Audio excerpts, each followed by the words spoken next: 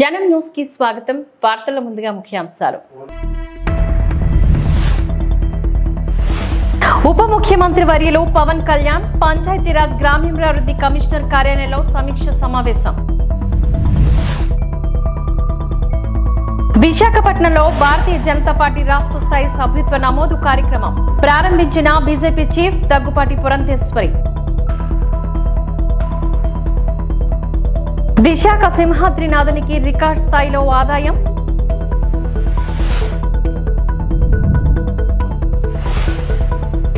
రాష్ట్ర ఉప ముఖ్యమంత్రి వర్యులు పవన్ కళ్యాణ్ వరద ప్రభావిత ప్రాంతాల్లో ఉన్న పరిస్థితులు, గ్రామాల్లో త్రాగునీరు, ఆహారం సరఫరా, పారిశుద్ధ్య నిర్వహణపై సమీక్షలు నిర్వహిస్తున్నారు. పంచాయతీరాజ్ గ్రామీణాభివృద్ధి కమిషనర్ కార్యాలయంలో సమీక్ష సమావేశాన్ని నిర్వహించారు.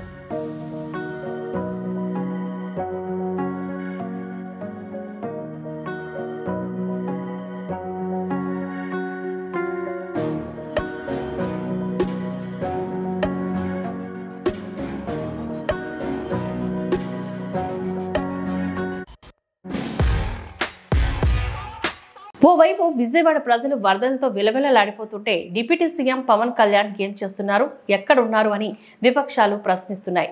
వరద ప్రభావిత ప్రాంతాల్లో ఎందుకు పర్యటించలేదు, బాధితులను ఎందుకు పరామర్శించలేదు అంటూ పవన్ కళ్యాణ్ తీరుపై తీవ్ర విమర్శలు గుప్పించారు. దీనిపై డిప్యూటీ సీఎం పవన్ కళ్యాణ్ స్పందించారు. వరద ప్రభావిత ప్రాంతాల్లో ఎందుకు పర్యటించలేదో ఆయనే స్వయంగా చెప్పారు. ముంపు ప్రాంతాల్లో సహాయక చర్యలకు ఆటంకం కలగకూడదనే తాను దూరంగా ఉన్నానని పవన్ కళ్యాణ్ స్పష్టం చేశారు. నేను సాయపడాలి, కానీ అధికార యంత్రాంగానికి అదనపు భారం కాకూడదు అని పవన్ కళ్యాణ్ అన్నారు. గజ ఈతగాలు 283 మంది సహాయక చర్యల్లో పాల్గొన్నారు. దాదాపు 3 లక్షల ఫుడ్ ప్యాకెట్స్ ను సప్లై చేశారు. ఏదైనా విపత్తులో ఉన్న, అత్యవసర పరిస్థితుల్లో ఉన్న సహాయ సహకారాల కోసం కంట్రోల్ రూమ్ నంబర్లు 1121070180 1800425010కి కాల్ చేయాలి. 80 కోట్ల రూపాయలను జిల్లాలకు రిలీఫ్ క్యాంపుల కోసం శాంక్షన్ చేశారు. ఈ విపత్తు సమయంలో నిందలు చేయడం కన్నా ప్రజలకు ఏం చేయాలి, ఎలా చేయాలి అన్న దానిపైన దృష్టి సారిస్తాం. భవిష్యత్తులో ఇలాంటివి జరగకుండా ఉండాలి అంటే ఎలాంటి చర్యలు తీసుకోవాలో మేము కేబినెట్ లో చర్చిస్తాం. ప్రతి సిటీలో ఫ్లడ్ మేనేజ్మెంట్ కోసం ఒక మాస్టర్ ప్లాన్ తయారు చేయాలి, దానిపైన దృష్టి పెడతాం. ఇది మాకు ఈ రిలీఫ్ ఆపరేషన్స్కి ఇబ్బంది అయిపోద్ది. మాకు దయచేసి మీరు ఈ రిలీఫ్ ఆపరేషన్ మీరు అడ్డం అయిపోతారని చెప్పేసి వారి సూచన మేరకు నేను ఆగిపోవాల్సి వచ్చింది.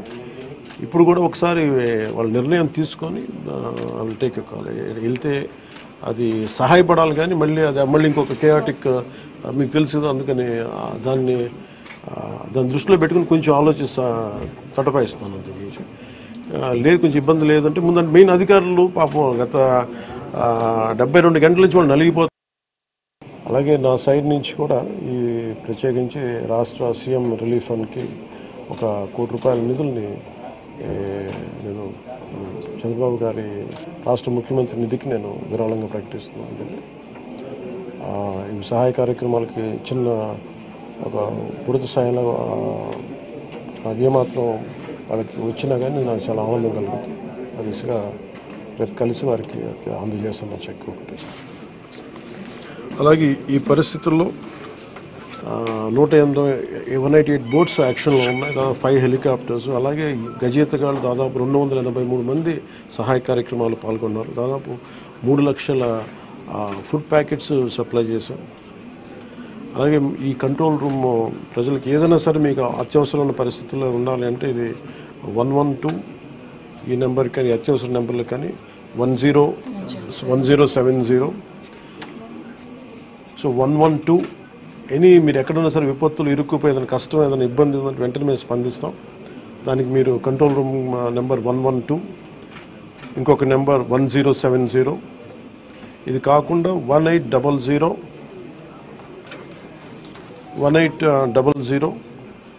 4250 101 మళ్ళీ రిపీట్ చేస్తున్నాను, కంట్రోల్ రూమ్ నెంబర్స్ 112, అదొక ఈ ఫోన్ కన్నా చేయండి, లేదంటే 1070కి ఫోన్ చేయండి. ఇది కాకుండా మూడో నెంబర్ 1800-425-0101. మీరు ఈ కంట్రోల్ రూమ్కి చేసిన మీకు ఏ సహాయకరమైన ఎక్కడున్న విపత్తులు మీరు ఇరుక్కుపోయినా కానీ మేము వెంటనే తక్షణంగా స్పందిస్తాం. విశాఖపట్నంలో భారతీయ జనతా పార్టీ రాష్ట్ర స్థాయి సభ్యత్వ నమోదు కార్యక్రమం 2024ను AP BJP chief Daggubati Purandeswari ప్రారంభించారు. నమో యాప్ ద్వారా తొలి సభ్యత్వం తీసుకున్న పురంధేశ్వరి ఈ సందర్భంగా ఆమె మాట్లాడారు. ఏపీలో బీజేపీకి 38 లక్షల సభ్యత్వం ఉంది. 3 దశల్లో సభ్యత్వ నమోదు తర్వాత పార్టీలో నాయకత్వ మార్పు ఉంటుంది అని తెలిపారు. విజయవాడ వరదలో సహాయ చర్యలో బీజేపీ నిమగ్నమైంది. ఇప్పటి వరకు 50,000 ఆహార ప్యాకెట్లను పంపిణీ చేసింది అని చెప్పుకొచ్చారు. రాష్ట్ర ప్రభుత్వానికి వరద బాధితులకు బీజేపీ సంపూర్ణ సహకారం అందిస్తుందని పురంధేశ్వరి పేర్కొంది. గంట సమయంలోనే దగ్గర 60 లక్షల మంది నమోదైనట్టుగా సెంట్రల్లో ఉన్నటువంటి రిపోర్ట్. గంటకే నేను చెప్తున్నాను. ఇంకా జరుగుతున్నాయి. ఇప్పుడు మనకి సభ్యత్వ నమోదు కార్యక్రమం జరుగుతుంది. సెప్టెంబర్ 1 నుండి 25వ తారీఖు దాకా తొలి దశ జరుగుతుంది. అక్టోబర్ 1 నుండి 15 దాకా రెండవ దశ జరుగుతుంది. అక్టోబర్ 15 నుండి అక్టోబర్ నెలాఖరు వరకు కూడా మూడవ దశ జరుగుతుంది. అక్టోబర్ నెలాఖరుతో మాకు ఈ సభ్యత్వ నమోదు కార్యక్రమం అయిపోతుంది.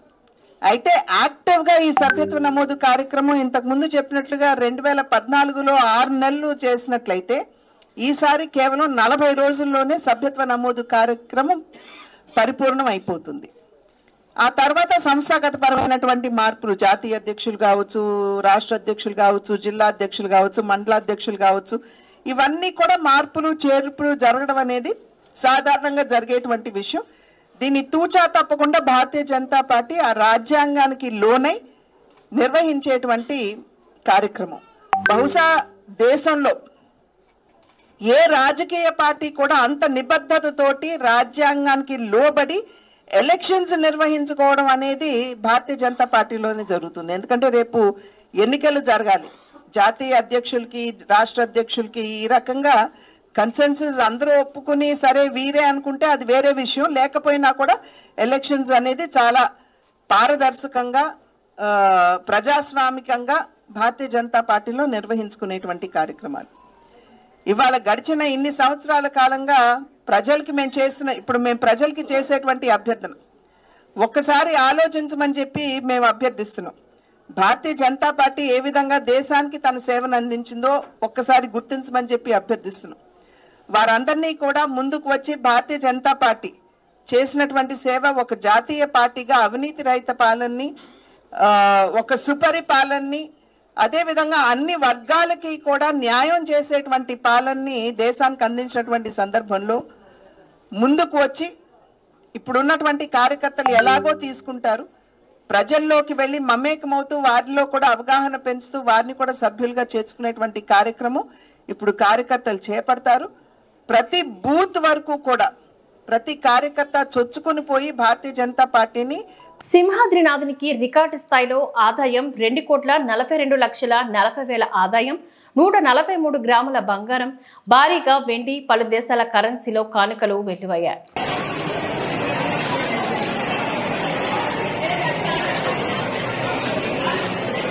విజయవాడ వరద ప్రభావిత ప్రాంతంలో పర్యటించి బాధితుల సమస్యలు వింటూ ఆహారం, మంచినీరు, పాల ప్యాకెట్లు అందజేసిన హోంమంత్రి అనిత.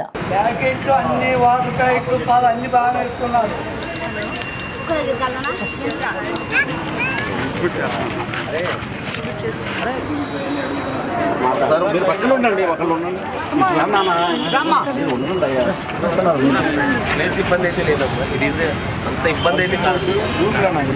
అవునండి, అంటే యాక్చువల్గా మాకు మంత్రులకి ఒక్కొక్కరికి 3 నా వార్డ్స్ అనమాట. సీనియర్ ఐఏఎస్ ఆఫీసర్, ఒక మంత్రిని, ఒక ఎమ్మెల్యేలని, అంతమందిని పెట్టి స్పాన్సర్ చేస్తున్నారు. వాటర్ ఒకటి, శానిటేషన్ ఒకటేనండి. వాటర్ వస్తుంది. ఒక్కొక్క ఇంటికి 2 బాటిల్స్ తీసుకున్నాం. అంతకంటే ఎక్కువ ఇవ్వలేకపోతుంది. ఎందుకంటే ఒకేసారి పెద్ద క్రౌడ్ వచ్చేస్తుంది. మా ట్రాక్టర్ అక్కడ ఆగిందంటే చుట్టూ క్రౌడ్ వచ్చి వాళ్ళకి సమాధానం చెప్పలేదు. వరద ప్రభావిత ప్రాంతంలో ప్రభుత్వ సహాయ కార్యక్రమంలో తణుకు ఎమ్మెల్యే ఆర్మిలి రాధాకృష్ణ ఇటీవల కురిసిన భారీ వర్షాలకు గాను విజయవాడలోని భారీగా వరద నీరు చేరడంతో మునిగిన ప్రాంతంలో తణుకు శాసనసభ్యులు ఆర్మిలి రాధాకృష్ణ హోంమంత్రి వంగల్పూడి అనితతో కలిసి పర్యటించారు. ఈ సందర్భంగా వరద ప్రభావిత బాధితులు ఎదుర్కొంటున్న సమస్యలు తెలుసుకుని వాటికి పరిష్కారం చూపే చర్యలు చేపట్టడంతో పాటుగా ప్రభుత్వ సహాయ కార్యక్రమంలో పాల్గొని విజయవాడ 32వ డివిజన్లో బాధితులకు భోజనం, త్రాగునీరు, ఇతర నిత్యావసరాలు ఇంటింటికి వెళ్లి పంపిణీ చేశారు.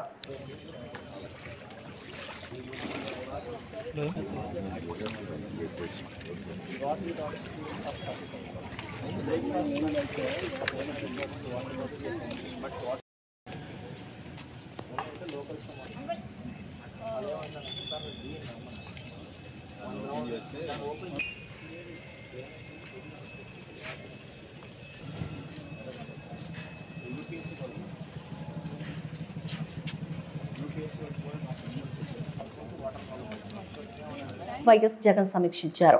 అందుబాటులో ఉన్న పార్టీ సీనియర్ నాయకులు, ఎన్టీఆర్ జిల్లా పార్టీ నాయకులతో ఆయన పార్టీ కేంద్ర కార్యాలయంలో సమావేశమయ్యారు.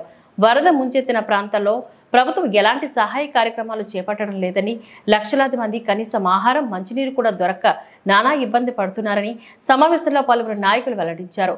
కేవలం ప్రచార ఆర్భాటం తప్ప వాస్తవంగా ఎలాంటి చర్యలు అక్కడ లేవని వారు తెలిపారు.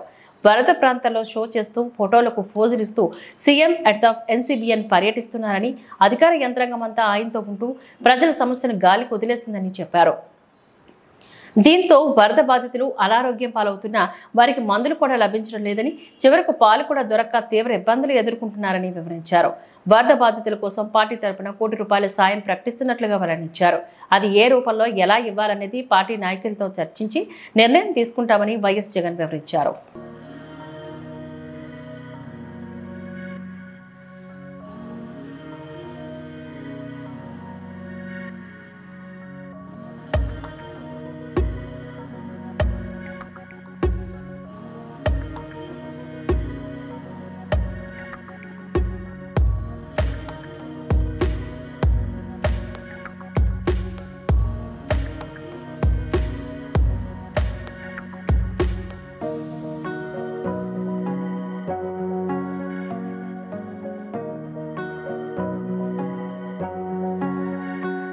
చంద్రబాబు ఆదేశాలతో ఈ రోజు తెల్లవారుజాము నుంచి ఇందిరాగాంధీ స్టేడియం నుంచి పాలు, బిస్కెట్స్, వాటర్ పంపిణీకి ఏర్పాట్లు చేసిన ఎంపీ కేశినేని శివనాథ్, మంత్రి కొల్లు రవీంద్ర జిల్లా అధికారులతో కలిసి డివిజన్ల వారీగా ట్రాక్టర్లోని తరలించారు.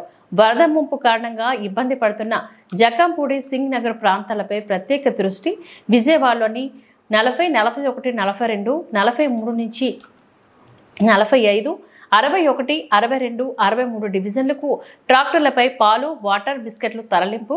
మైలవరం నియోజకవర్గంలో జక్కంపూడి కాలనీ, గొల్లపూడి ప్రాంతాలకు పాలు, వాటర్, బిస్కెట్లతో పాటు 4 వాహనాలు తరలించారు.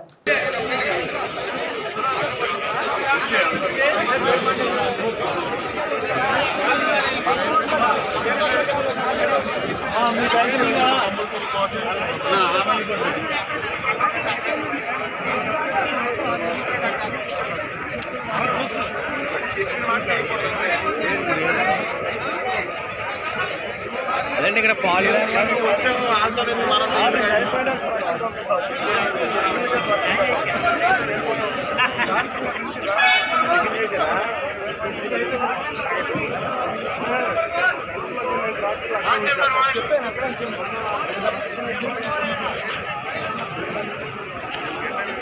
స్పీకర్ అయ్యన్న జన్మదినం సందర్భంగా 68 మొక్కలు నాటిన టీడీపీ నేతలు నర్సీపట్నం మున్సిపాలిటీ బలిఘట్టం ఉత్తరవాహిని వద్ద ఉన్న శ్రీ వీర వెంకట సత్యనారాయణ స్వామి దేవాలయం వద్ద ఆంధ్రప్రదేశ్ రాష్ట్ర స్పీకర్ చింతకాయల అయ్యన్న పాత్రుడు 68వ జన్మదినాన్ని పురస్కరించుకొని నర్సీపట్నం టీడీపీ ప్రధాన కార్యదర్శి గవిరెడ్డి వెంకటరమణ ఆధ్వర్యంలో 68 మొక్కలను టీడీపీ నేతలు నాటారు. ముందుగా సత్యనారాయణ స్వామి ఆలయంలో స్పీకర్ అయ్యన్న, మానవుడు శివన్ పాత్రుడు పేర్ల మీదుగా ప్రత్యేక పూజలు నిర్వహించారు. ఈ సందర్భంగా మాట్లాడుతూ ముందుగా ఏపీ స్పీకర్ చింతకాయల అయ్యన్న పాత్రుడికి, మనవడు శివన్ పాత్రుడికి జన్మదిన శుభాకాంక్షలు తెలిపారు. నర్సీపట్నం అభివృద్ధి ప్రదాత అయిన స్పీకర్ అయ్యను మరిన్ని ఉన్నత పదవులు అధిరోహించి నర్సీపట్నం మరింత అభివృద్ధి చేయాలని కోరారు. ఈ కార్యక్రమంలో సత్యనారాయణ స్వామి ఆలయ వంశపారపర్యంగా ధర్మకర్త Shetty Mohan, councillor Ramaraju, forest section officer Bhagyalakshmi, ఆలయ ఈవో దివ్య, ఆలయ అర్చకులు భద్రాచల రామం, మురళి, స్వామి లాయర్ సత్యనారాయణ, గోవింద్, శంకర్ రెడ్డి, వరహాలు నాయుడు, టీడీపీ నాయకులు, కార్యకర్తలు, అయ్యన్న అభిమానులు తదితరులు పాల్గొన్నారు. గౌరవ స్పీకర్ గారు చింతకాల అయ్యన్న పాత్రుడి గారి 68వ జన్మదినం సందర్భంగా, అదేవిధంగా ఆయన మనవడు శివన్ పాత్రుడు జన్మదినం సందర్భంగా ఇక్కడ ఉత్తరవాహిని వద్ద బలిఘట్టం గ్రామంలో ఉన్నటువంటి ఉత్తరవాహిని వద్ద సత్యనారాయణ స్వామి ఆలయం తాలూకా స్థలంలో ఒక ఉద్యానవనం పూర్వం ఏ విధంగా అయితే ఉండేదో ఆ విధంగా ఉద్యానవనం తయారు చేయడానికి అని చెప్పేసి ఇక్కడ ఈ ఆలయ కమిటీ చైర్మన్ గారు, అదేవిధంగా ఈఓ గారు, కార్యనిర్వహణాధికారి ఈఓ గారు, plus social forest Bhagyalakshmi madam గారితో ఒక నిర్ణయం పెద్దలందరూ కలిసి నిర్ణయించుకోవడం జరిగింది. అందులో భాగంగా ఈ కార్యక్రమంలో ఆయనకి 68 సంవత్సరాలకి 68వ పుట్టినరోజు కాబట్టి 68 మొక్కలు, అదేవిధంగా శివన్ పాత్రుడి గారిది 5వ సంవత్సరంలో అడుగు పెడుతున్నారు కాబట్టి 5 మొక్కలు, మొత్తం 73 మొక్కల్ని ఈరోజు ఇక్కడ నాటడం అనేది జరిగింది. అయితే పూర్వం కార్తీక మాసంలో ఎక్కడి నుంచో వచ్చి ఈ కార్తీక మామిడి తోట వనంలో వండుకొని వనభోజనాలు చేసుకొని వెళ్ళే పరిస్థితి పూర్వం. మళ్ళీ పూర్వం పరిస్థితే రావాలని చెప్పేసి ఈ ప్రాంగణాన్ని తీర్చిదిద్దాలని ఆకాంక్షతో ఈ కార్యక్రమం మొదలు పెట్టడం అన్నది జరిగింది. అయితే ఇక్కడ మామిడి మొక్కలకి వేయడానికి మాకు సహాయ సహకారం చేసినటువంటి మన మురళి గారు, అదేవిధంగా వాళ్ళ బ్రదరు స్వామి గారు, లాయర్ గారు సత్యనారాయణ గారు, జిఎస్టీ గోవింద్ గారు అంటాం మేము, జిఎస్టీ ఆఫీసరు గోవింద్ గారు, శంకర్ రెడ్డి గారు, మిగతా వరహాల నాయుడు గారు, ప్రతి ఒక్కరికి కూడా వీళ్ళకి 66 మొక్కలు ఈరోజు ఏర్పాటు చేశారు. వారికి కూడా మా తరపున, మా దేవస్థానం తరపున, మా గ్రామం తరపున కూడా వారికి ధన్యవాదాలు తెలియజేస్తున్నామండి. ఇంకొక విషయం ఏంటంటే ఇక్కడ ఉన్నటువంటి సుమారు 2.5 ఎకరాలు ఎంతో స్థలం ఉంది. ఈ స్థలంలో 3 పైన ఉంది. ఇందులో ఈ వనం అంతా ఏర్పాటు చేయడానికి, వాటిని సంరక్షణ బాధ్యత తీసుకోవడానికి సోషల్ ఫారెస్ట్ డిఎఫ్ఓ గారిని, లక్ష్మణ్ గారిని రిక్వెస్ట్ చేయగా వాళ్ళ స్టాఫ్ని మన భాగ్యలక్ష్మి మేడం గారిని అయితే పంపించారు. మేము కంపల్సరీగా 2 సంవత్సరాలు మేము సంరక్షణ చేస్తామని చెప్పేసి వారు మాట ఇవ్వడం జరిగింది. ఆ ధైర్యంతోనే ఈ వనాన్ని పెంచాలని మేము ముందుకెళ్ళాం. కాబట్టి ఇంకా ఏదేమైనా సరే మిగతా మొక్కలు కూడా ఏర్పాటు చేయక ప్రతి ఒక్కరూ కూడా మామిడి మొక్కలు ఇవ్వడానికి ముందుకు రావాలని కోరుకుంటూ అయ్యన్న పాత్రుడి గారికి, వారి మనవడికి భగవంతుడు ఆయుర ఆరోగ్య ఐశ్వర్యాలు ఇవ్వాలని చెప్పేసి మనస్ఫూర్తిగా కోరుకుంటూ నాకు పశ్చిమ గోదావరి జిల్లా తణుకు శాసనసభ్యులు ఆర్మిల్లి రాధాకృష్ణ ఈరోజు ఉదయం విజయవాడ 32వ డివిజన్ అయోధ్య నగర్లో స్వయంగా వరద బాధితుల దగ్గరకు వెళ్లి వారికి కావాల్సినటువంటి పాలు, టిఫిన్, త్రాగునీరు, బిస్కెట్ ప్యాకెట్స్ ను అందజేశారు.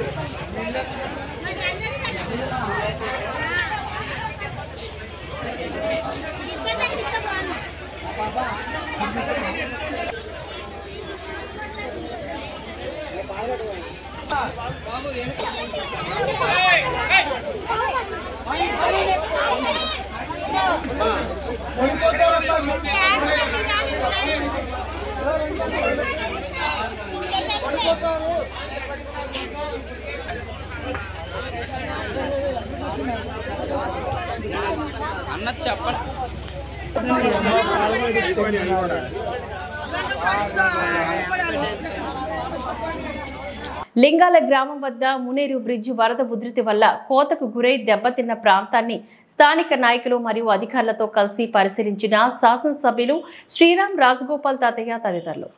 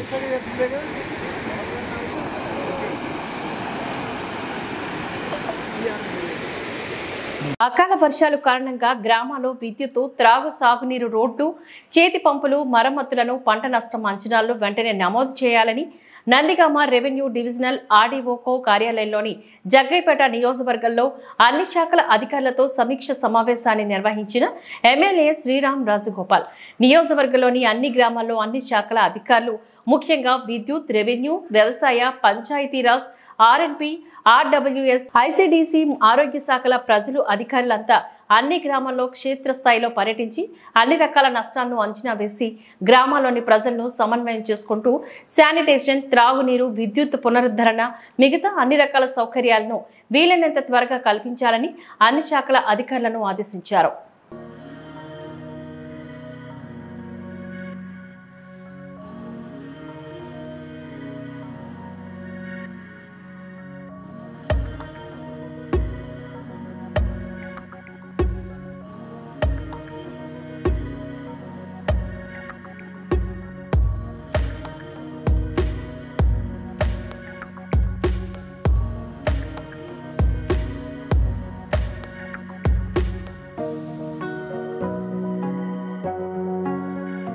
ఈ వార్తలు ఇంతటితో సమాప్తం. నమస్కారం.